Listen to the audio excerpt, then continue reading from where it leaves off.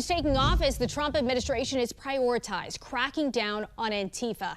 President Trump not only designated Antifa as a domestic terrorist organization, but also hosting a roundtable with independent journalists sharing stories of Antifa violence. The National News Desk, Jeff Harris, joins us. And Jeff, conservative journalist Andy Ngo was among those at that roundtable. You spoke with him tonight about his experience with Antifa. What else did he share? So for years, Ngo has reported on street protests, particularly those involving Antifa. Our discussion focused not only on his experience being attacked multiple times by Antifa protesters, but also how to identify Antifa, their tactics, and how they operate.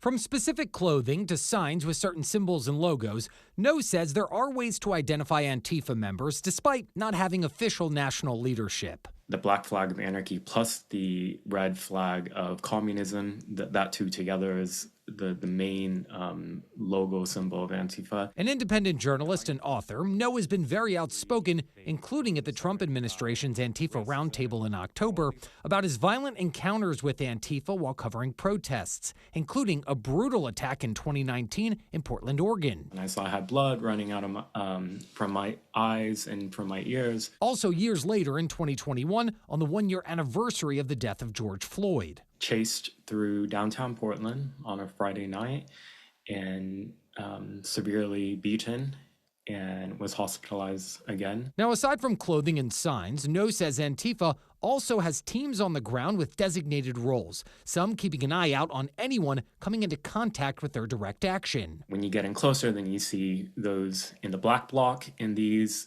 are usually people who are quite ready for violent direct action, and by that I mean getting into fights and brawls. Cracking down on Antifa has been a priority for the Trump administration. In September, the president designating Antifa as a domestic terrorist organization. Then months later, that designation expanding overseas, designating 4 European Antifa groups based in Germany, Italy, and Greece, putting them in the same category as ISIS. You should see what we have on these people. These are bad people. These are people that want to destroy our country. We're not going to let it happen. Earlier this month, the Justice Department also launching an investigation into the violent riots outside a Turning Point event at UC Berkeley. Attorney General Pam Bondi suggesting it could be Antifa-related. Look at Antifa, again, what we were just saying at Berkeley. That could be material support for terrorism. So yes, there are potential criminal charges, but there are civil charges as well. Now in Texas, 9 alleged Antifa members were also recently federally indicted in connection to the shooting at the Prairieland ICE facility this summer. The first ever indictments linked specifically to Antifa.